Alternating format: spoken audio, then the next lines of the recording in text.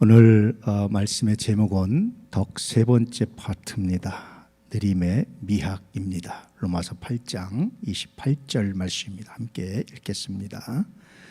우리가 알거니와 하나님을 사랑하는 자 곧 그의 뜻대로 부르심을 입은 자들에게는 모든 것이 합력하여 선을 이루느니라. 우리가 아는 것이 있습니다. 우리 모두가 인정하는 것이 있습니다. 예수를 믿는 모든 사람들이 동일하게 고백하는 것이 있습니다. 그것은 뭐냐면 하나님을 사랑하는 자, 다시 말하면 그의 뜻대로 부르심을 입은 자들은, 우리가 여러분 이 자리에 앉아 있는 것도 하나님이 부르신 거예요. 하나님의 예정하심, 하나님의 부르심 없이는 아무도 이 자리에 있을 수가 없습니다. 내 자의로 내 스스로 믿음을 선택한 것이 아니고 이 자리를 선택한 것이 아니에요. 하나님의 부르심입니다. 그래서 그 부르심에 순종해서 이 자리에 앉아 있는 것 자체가, 예배를 드리는 것 자체가 하나님을 사랑한다는 뜻이에요. 그래서 여러분들은 이미 압니다. 하나님을 사랑하시는 분들이라는 것을, 그리고 그 부름에 순종했다는 분이라는 것을. 그렇게 하나님의 부름에 순종해서 예배의 자리에, 믿음의 자리에 있는 사람들, 그렇게 하나님을 사랑하는 사람들은 누구나 공통적으로 알고 인정하는 것이 있습니다. 그것이 뭐냐면 모든 것이 합력하여 선을 이룬다는 겁니다. 모든 것이 합력하여 하나님의 뜻이 이루어진다는 겁니다.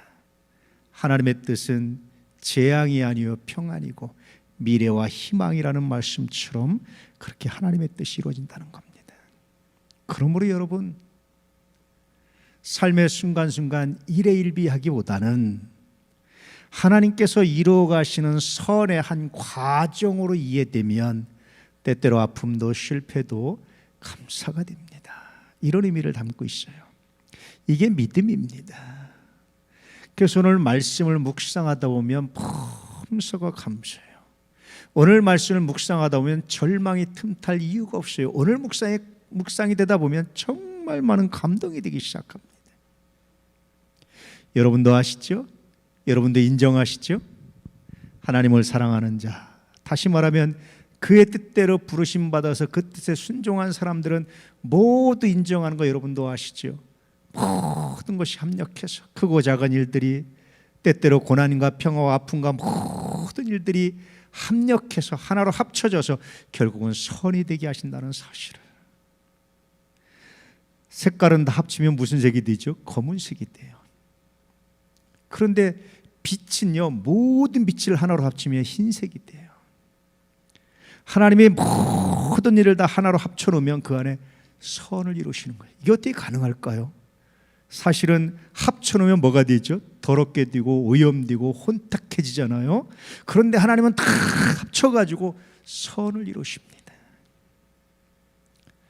그래서 이 말씀을 묵상하다 보면 범사에 감사하는 것이 어떤 의미인지, 우리가 하나님을 사랑하고 믿음 가운데 살아간다는 것이 어떤 의미인지 새롭게 발견하고 새롭게 감동하고 새롭게 그 은혜를 고백하지 않을 수 없습니다. 여러분 인정하시죠? 여러분 아시죠? 이렇게 오늘 말씀을 묵상하다 보면 이런 묵상 질문이 떠올라요. 협력을 통해서 선을 이루는 것과 덕은 어떻게 연관되어 있을까? 그러면 도대체 덕을 말씀하면서, 덕을 주제로 하면서 왜 이 말씀을 들고 말씀하고 있을까? 이런 관점으로 오늘 말씀을 다시 한번 읽어볼까요?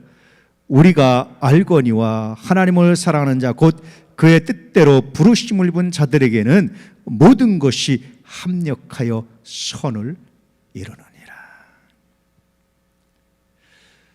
일본 이야기인데요, 고령화 사회가 돼가면서 일본 사람들이 걱정하는 게 있대요.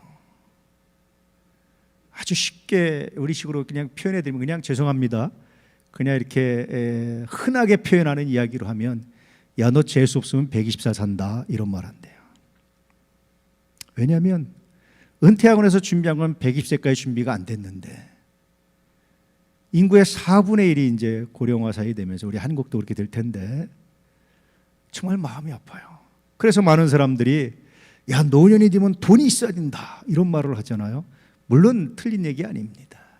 그런데 여러분, 그것 못지않게 정말 중요한 게 하나 필요합니다. 그것이 뭐냐면 덕입니다. 덕이 있어야 돼요. 돈만 가지고 존중받지 못합니다. 덕이 있어야. 그래야 비로소 의미가 되고 삶의 발자취가 기록이 되고 기억이 되고 존중받는 삶이 돼요. 이런 의미에서 덕을 다시 한번 묵상해 볼 수 있기를, 어떻게 하면 덕이 될 수 있는지를 생각해 볼 수 있기를 주의 이름으로 축복합니다. 덕을 묵상하다 보니까 직선보다는 분명히 곡선이에요. 직언보다는 좀 귀찮더라도 돌려서 말하는 것이 덕이지, 직설적 언어를 남발하는 사람, 말하는 사람 보고 덕이 있다 이렇게 말합니까? 여러분, 안 하잖아요. 빠름보다는 좀 느림입니다. 빨리 이런 사람 보고 참 덕이 있다 이런 말 안 하잖아요. 좀 느려도, 한 발 느려도 기다리면서 함께 가주는 사람, 이런 사람이 덕이 있다고 말하잖아요. 얼마 전에 인터넷을 뜨겁게 달군 이야기가 하나 있죠. 배달하는 친구인데 노인이 건너가니까 오토바이에서 내려서 천천히 함께 걸어가는 거예요. 신호등을 건너는 거예요.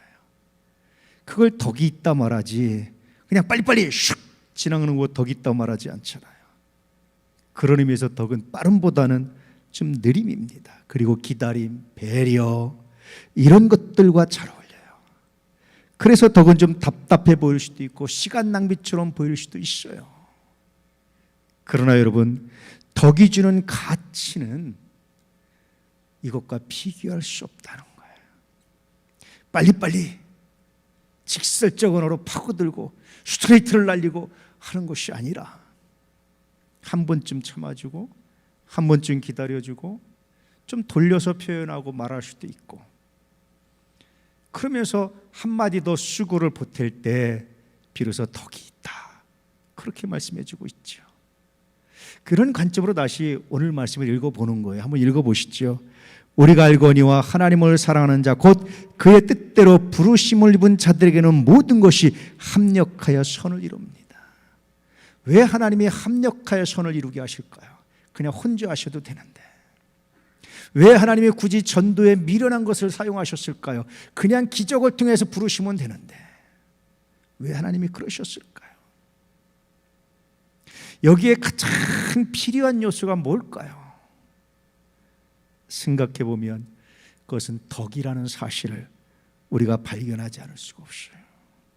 합력이라는 것은요, 각자가 가지고 있는 힘을 하나로 모으는 것이 합력이에요. 동등하게 너도 이만큼 너도 이만큼 너도 이만큼 n분의 1로 말하는 것이 아니라 각자 가지고 있는 힘만큼, 어떤 사람은 1의 힘을 가지시는 1만큼, 5는 5만큼, 10은 10만큼, 20은 20만큼, 그 정도면 족한 거예요. 동등하게 n분의 1로 하자 하는 사람 보고 덕 있다라고 말은 하지 않습니다. 참, 어떤 분은 참 덕이 있습니다. 내가 그때 수중이 얼마밖에 없었습니다. 그런데 그분이 그것을 그냥 아무렇지 받아서 나머지 모자란 걸 다 채워주셨더군요. 나는 그분의 덕을, 그분의 사랑을 지금도 잊을 수 없습니다. 이런 얘기 들어보셨잖아요. 들어봤음직하지 않습니까? 이런 게 덕입니다. 야, 우리들 똑같이 나누자, n분의 1로 나누자, 동등하게 다 이렇게 해야 돼, 너도 나처럼 해야 돼, 이렇게 말하는 게 아닙니다. 덕은 그저 최선을 다했으면 그거로 족합니다. 그래서 늘 덕을 세우려고 하면 기준치를 최저치로 낮추는 거예요. 아주 고급스러운, 아주 정말 탁월한 어떤 선택을 하려고 하지 않으면 나머지는 다 낮추는 거예요. 그래서 덕이 되게 하는 겁니다. 덕의 핵심은 그래서 힘의 크기가 아니라 참여하는 거예요. 참여할 수 있는 길을 열어주고 참여하는 겁니다. 힘이 있다고 힘을 함부로 사용하기 시작하면 덕이 결코 될 수가 없어요. 남지 않습니다. 그때 이기는 것 같지만 역사가 지나고 나면 패배자로 기록이 됩니다. 이제까지 역사에 힘 있는 사람들이 얼마나 많았습니까? 그 힘을 그들이 함부로 사용했을 때 역사에서 그들을 승자로 말합니까? 승자로 말하지 않습니다. 덕은요, 힘의 크기가 아니라 참여를, 능력의 크기가 아니라 참여를 말하는 것이 덕입니다. 어떻게 참여가 가능할까요? 라고 말할 때 그것이 바로 합력이에요. 합력. 그저 내가 가지고 있는 힘만큼 참여하고, 그래서 어떤 하나의 목표를 위해서 그 힘만큼 다 참여할 때 비로소 합력이 되고 아름다운 역사가 되고 열매가 된다는 거예요. 우린 때때로 전체를 생각하잖아요. 전체로 보면 얼마가 필요합니다. 이것이 있어야 됩니다. 이렇게 얘기하잖아요. 덕은 아닙니다. 할 만큼, 그리고 나머지가 채워질 때까지 우리 기다리면서, 하나님이 채우실 때까지 기다리면서 우리 기다리면서 준비합시다. 이게 덕입니다. 여러분들이 바자회를 통해서 열심히 참여하셔서 우리가 한 것 중에 인도 시킴에 학교를 세우는 일이었잖아요. 우리가 해준 것은 1,몇백만 원밖에 안 돼요. 그런데 여러분, 놀라운 일이 그것이 시드머니가 되어서 씨앗이 되어가지고요, 그 인도는 우리하고 좀 다르더라고요. 우리는 완전히 건물이 완공되고 준공돼야 사용할 수 있는데 거긴 지면서 사용할 수 있더라고 보니까. 그래서 1층을 진 거예요, 그거 가지고. 그리고 학교를 열었어요. 학교가 좀 모범적으로 잘 되니까 또다시 후원이 일어나니까 그 다시 그 후에 다시 2층을 짓고 또 짓고 또 짓고 아마 5층 짓는다는 것 같습니다. 놀랍잖아요. 그때 우리가 했다라고 말할 수 있나요? 아닙니다. 우린 그저 참여한 겁니다. 그럴 때 그것을 전체를 채우시고 합력하여 선을 이루시는 분, 합력하게 해서 참여하게 해서 선을 이루시는 분, 그분이 바로 우리 하나님이셨다라는 거예요. 그래서 인도 시킴을 볼 때마다 얼마나 감동이 되는지. 그분들이 그냥 그것만 가지고 만족한 것이 아니라 그것 가지고 시작으로 또다시 꿈꾸고 기도하면서 할 때 또 다른 후원자가 나타나서 그 일을 하고 한 층 한 층 올라가면서 사진을 보내는데 얼마나 감동이 되는지. 여러분, 덕은 힘의 크기가 아니라 참여입니다. 힘의 크기를 가지고 이야기하기 시작하면 벌써 합력이 삐그럭거리고 합력이 이루어지지 않고, 적어도 덕의 관점에서 합력은 이루어지지 않는 겁니다.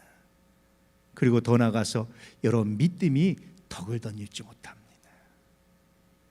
심각한 실패를 경험할 수도 있다라는 거예요.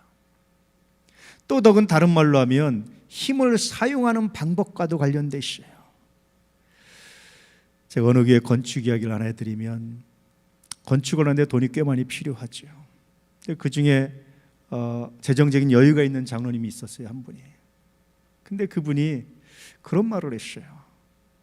일단 우리 교인 전체가 다 참여해서 건축원금을 모으면 모자라는 것만큼 내가 채우겠습니다.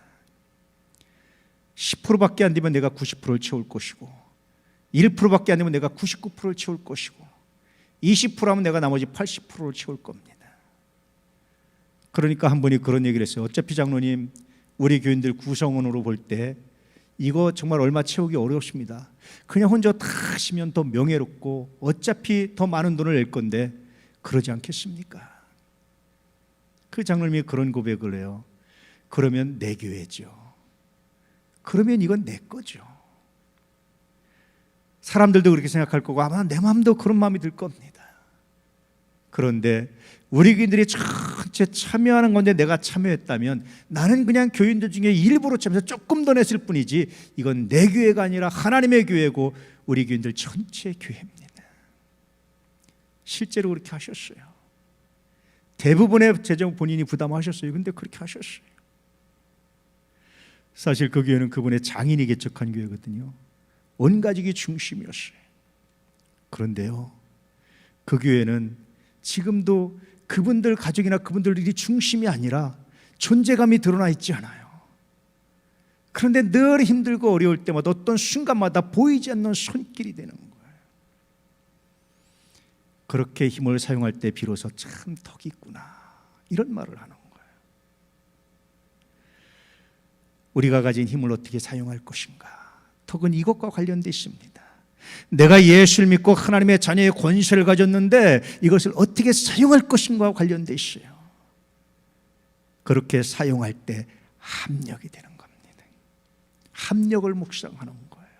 나 혼자 내가 빨리빨리 내 이름을 드러나고 내 세력을 만들고 아니라 어떻게 하면 합력할 수 있을까? 이것을 묵상하는 것이 가장 중요해요. 제가 여러분 앞에서 감히 고백할 수 있는 것은 이 자리에서 목회하면서 한 번도 내 사리사욕을 생각해 본 적이 없는 것 같아요. 적어도 제 기억엔 그렇습니다. 그러면서 묵상하는 것이 하나님, 어떻게 하면 좀 더 주님의 교회가, 이런 그대로 그리스도의 소유된 교회가, 이것이 늘 묵상이에요. 그럴 때요 굉장히 중요한 변화가 하나 생겨요. 제가 성격이 굉장히 급하잖아요. 여러분 아시다시피.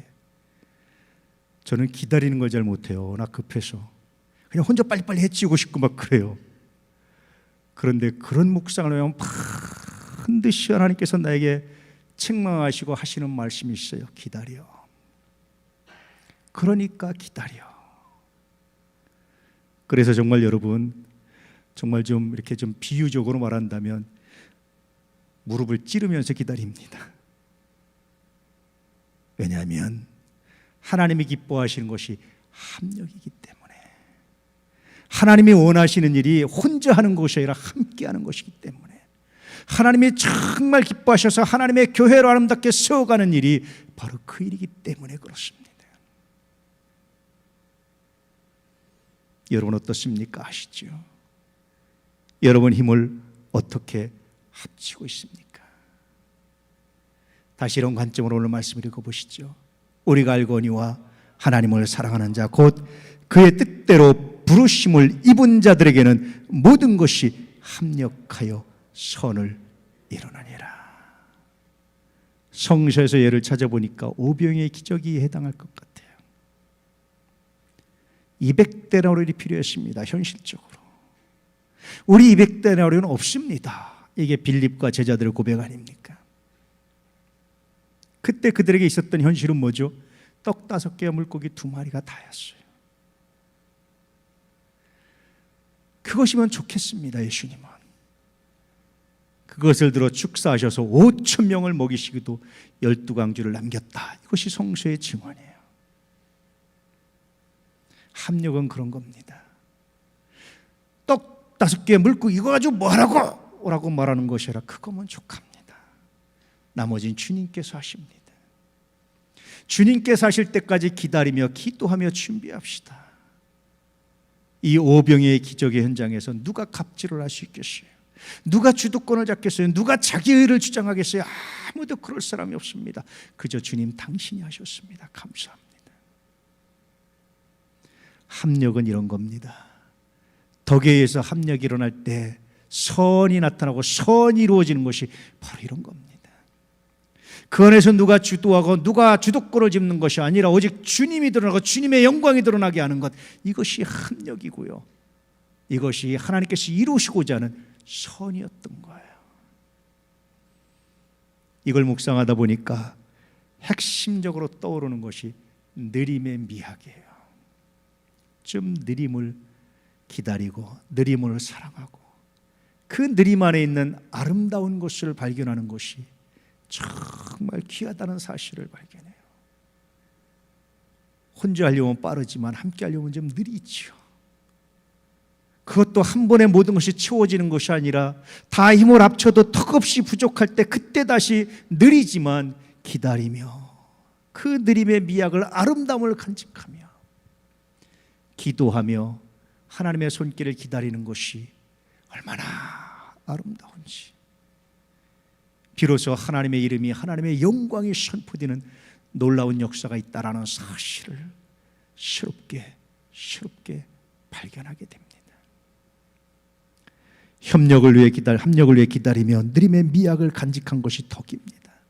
빨리빨리 하려고 하지 않습니다. 믿음의 덕을 덧입히기 위해 느림의 미학을 간직해 볼 수 있기를 주 예수 이름으로 축복합니다.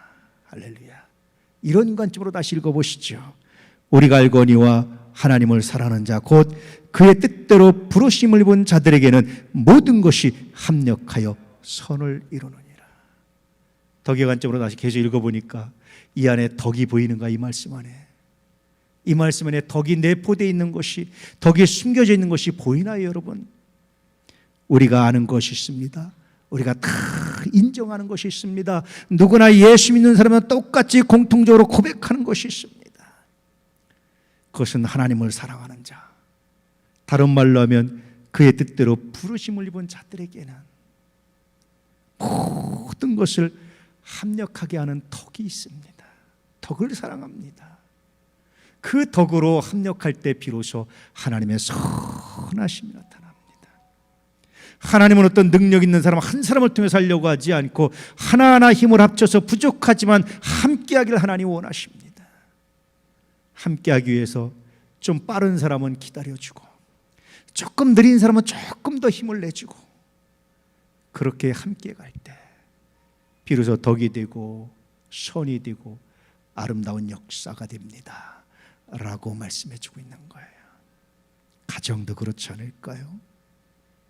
부부가 함께 가려면, 함께 합의하고 함께 의논해 가려면 좀 느려요. 그것을 기다려주고 동의할 때까지 기다려주고 기도하면서 묵상할 때 덕 있는 가정 되지 않을까요? 예수를 믿고 구원받은 그 감동이 이 기다림의 가치를, 하나됨의 가치를, 합력함의 가치를 새롭게 하지 않습니까?